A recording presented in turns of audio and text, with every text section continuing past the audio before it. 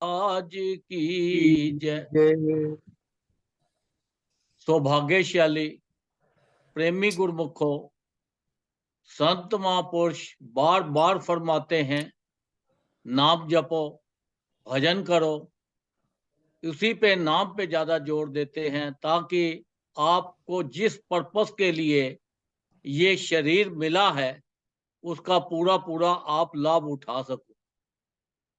ऐसा ना हो कि ये संसार के मोह माया जाल में फंस के तो आपका जीवन जो है ऐसे ही बेकार चला जाए, तो आप इसका मनुष्य देह का लाभ ना ले सको। क्योंकि ये मनुष्य देह जो है बड़ी मुश्किल से मिलती है और बड़ी कीमती है। इसका एक एक श्वास इतना कीमती है कि अगर तीनों लोगों की कीमत भी डाल दी जाए तो फिर भी कम है।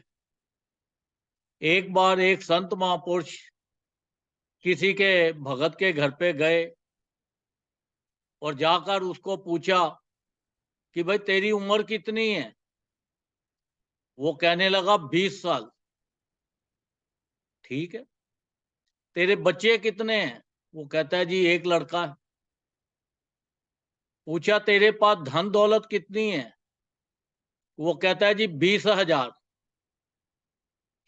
संत महापुरुष फरमाते हैं, वो कहते हैं तेरे पास तो धन दौलत भी बहुत ज्यादा लग रही है और तू कहता है खाली 20,000 है। और तेरा देखने में भी तो 40-50 साल का लगता है और तू कहता मैं 20 साल का हूं। तब वो भगत ने फरमाया कि मैं जो 20 साल से नाम जप रहा हूं, संत महापुरुषों से नाम लिया है, तो मैं 20 सालों से नाम जप रहा हूं, भजन कर रहा हूं, तो इसलिए मेरी असली उम्र तो 20 साल है। पहले तो सब बेकार चली गई। वैसे मेरे 4 पुत्र हैं। अब चारों में से एक ही पुत्र जो है मेरा सेवादार है, भगत है। बाकी 3 तो सब अपनी मन मर्जी के मुताबिक चलते हैं। तो इसलिए एक ही बेटा है मेरा। और पैसा धन दौलत तो मेरे पास लाखों करोड़ों हैं, पर मैंने जो सेवा में लगाया है, भजन में लगाया है, तो वो 20,000 रुपया लगाया है। तो इसलिए मेरे पास यही है। देखो, संसार के अंदर वो भगत ने कितना सोचा कि संत महापुरुषों की उसके ऊपर कितनी अपार कृपा हुई कि जब भी आप कोई भी काम करो तो निष्काम भाव से करो। कोई उसकी लालच रख के मत करो, अहंकार रख के मत करो कि मैं कर रहा हूं, मैं कर रहा हूं। ऐसा मत करो। एक बार एक बादशाह था। बादशाह ने अश्वमेध यज्ञ किया और उसके बाद उसने बोला कि मैं अपने बराबर का सोना तोल कर दान दूंगा। जब वो गया जहां पर बहुत सारे महात्मा ब्राह्मण रहते थे, तो वहां जाके तो सोना तोल के तो सबको बुलाया, आओ भाई आके सोना ले लो। बड़े बड़े वहां पे ब्राह्मण गए और लोग भी गए, सबको वो सोना बांट रहा था। तो उसने देखा कि सामने एक संत और बैठे हैं जो अपनी कुटिया में, पर वो नहीं आए। तो उन्होंने अपने बंदे को भेजा, सेवादार को, जब जब बुला के लाओ। बुलाया। कहता है संत जी सब लोग से सोना ले रहे हैं, तो आप भी सोना ले लो। तो वो कहने लगा मैं सोना लेके क्या करूंगा? उन्होंने बोला सुख दुख में काम आता है, कभी भी जरूरत पड़ सकती है, तो आप बेच के इसका धन लेके तो आप कर सकते हो।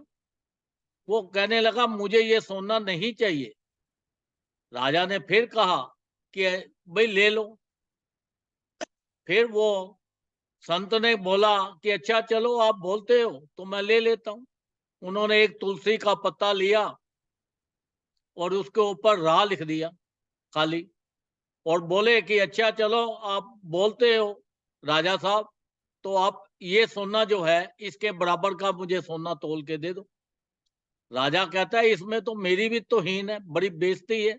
एक तुलसी के पत्ते के बराबर का सोना दूं, आप ज्यादा ले लो। तब वो संत महापुरुषों ने कहा कि नहीं, हमें इतना ही चाहिए जितना हमने मांगा है। देना है तो दे दो, नहीं देना तुम्हारी मर्जी है। राजा ने कहा ठीक है। राजा ने उसको पलरे पे रखा और तुलसी के पत्ते को, तो उसने बोला कितना है, रत्ती 2 रत्ती सोना चढ़ेगा। चढ़ाया तो कुछ भी नहीं बात बनी। उसके बाद तोले 2 तोले सोना डाला, तब भी कुछ नहीं बात बनी। तुलसी का पत्ता फिर भी वो ऊंचा ही रहा। उसके बाद उसने सेर 2 सेर सोना डाल दिया, तब भी वो तुलसी का पत्ता ऊपर ही रहा। उसके पास जितना सोना बचा था उसने सारा सोना तराजू में डाल दिया, फिर भी वो तुलसी का पत्ता ऊंचा ही रहा, वो झुका ही नहीं। तो तब वो जो राजा था वो संत महापुरुषों की शरण में पड़ गया। कहता है महाराज, मुझे इसका मतलब समझ में नहीं आया कि आपने एक तुलसी का पत्ता जो दिया, मेरा इतना सोना भी कम पड़ गया और तुलसी का पत्ता फिर नहीं मैं उसके बराबर तोल सका। तब संत महापुरुषों ने फरमाया कि देखो, ये पत्ते के ऊपर खाली एक रा लिखा है, अगर माँ हो जाता साथ इसमें राम हो जाता तो फिर कितनी महिमा हो जाती। एक रा के नाम से आपका जो है नहीं हुआ। उन्होंने बोला कि जितने यज्ञ तप संकल्प जितने किए हैं सबका इसके अंदर संकल्प कर दो कि मैं सबका फल आपको देता हूं। जब उसने वो भी कर दिया तो फिर भी वो तुलसी का पत्ता ऊंचा ही रहा। तो संत महापुरुषों ने फरमाया कि देखो, राम नाम में इतनी ताकत है कि ये जो संसारी चीजें हैं इनकी इसके आगे कोई वैल्यू नहीं है।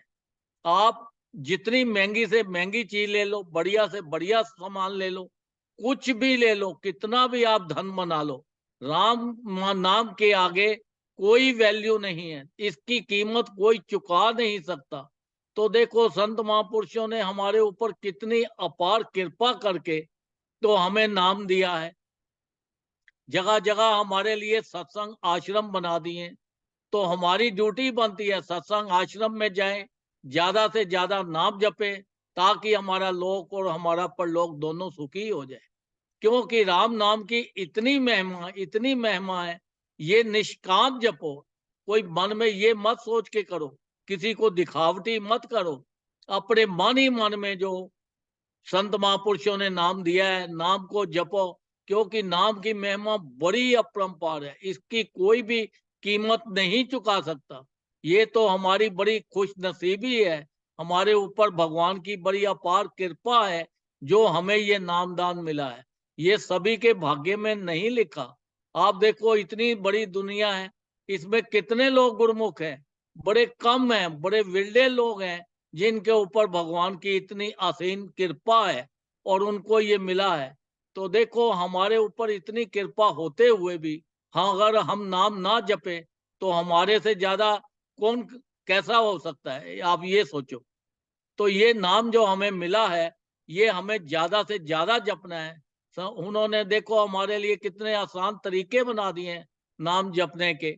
5 नियम, श्री आरती, पूजा, सत्संग, सेवा, सिमरन और ध्यान, जो श्रद्धा सहित करे निश्चय हो कल्याण। ये जो हमें इतने आसान तरीके, जिस परिवार के अंदर ये 5 नियमों का पालन होता है उसके अंदर हर चीज आ जाती है। हम जो सांसारिक चीजों के पीछे भाग रहे हैं, ये सब चीजें नश्वर हैं। जब हम जितना ज्यादा से ज्यादा परमात्मा का नाम लेंगे, जितना ज्यादा भजन करेंगे, ये सब चीजें हमारे पीछे पीछे अपने आप ही मिल आ जाएंगी।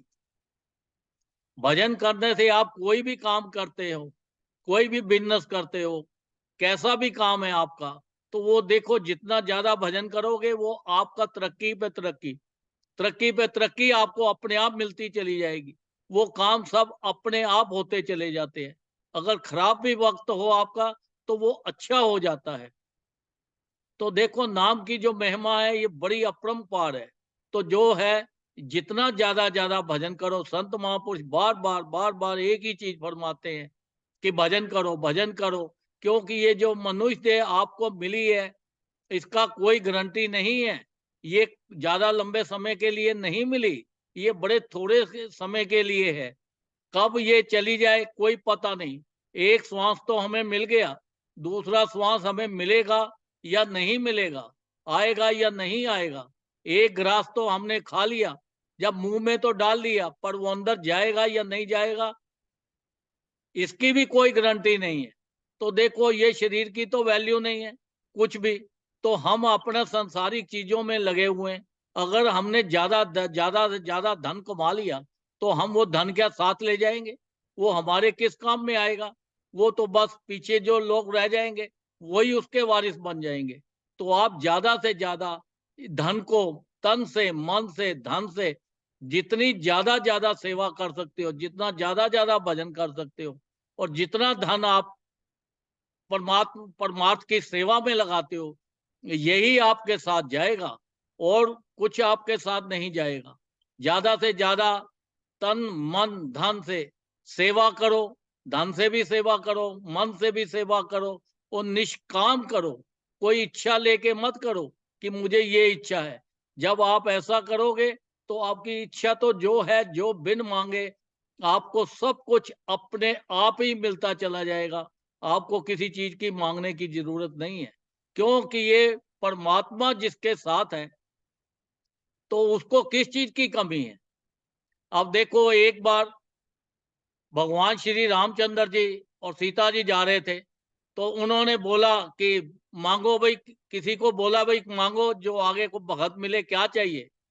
तो वो किसी ने कुछ मांगा, किसी ने कुछ मांगा, सबको उन्होंने दे दिया। तो एक भगत जो था, बहुत ही प्रेमी था, वो बड़ा समझदार था। उसने कहा मैं ये चीजें मांगने से मुझे क्या मतलब पड़ेगा? उन्होंने बोला, हे परमात्मा, आप ही मेरे पास रहो। जब भी मैं आपको याद करूं, आप मेरे हर वक्त अंग संग रहो। ताकि देखो, उसने इतनी चीज मांग ली तो उसके पास तो संसार की सारी संपदा आ गई। तो गुरु महाराज ने हमें जो नाम दिया है, ये नाम वो चीज है, अगर हम ये नाम को जपते हैं तो हर वक्त श्री गुरु महाराज जी, संत महापुरुष हमारे अंग और संग रहते हैं। तो हमें किसी चीज की मांगने की जरूरत ही नहीं पड़ेगी। हर चीज हमें संसार की अपने आप बिना मांगे ही मिली जाएगी। देखो, इतनी अपार कृपा है, तो हमारी भी ड्यूटी बनती है हम ज्यादा से ज्यादा भजन करके और इस चीज का पूरा पूरा लाभ उठाएं। अपना लोक भी सुखी करे और परलोक भी सुखी करे। ये लोक में भी खूब धनवान बने और परलोक में भी खूब धनवान बने। तो ये तभी होगा जितना ज्यादा हम भजन करेंगे, नाम जपेंगे, तो हमारा जो है, ये जो मनुष्य देह मिली है, इसका सफल हो जाएगा और हम दुखों के छुटकारे से छूट के उस आनंद धाम में चले जाएंगे।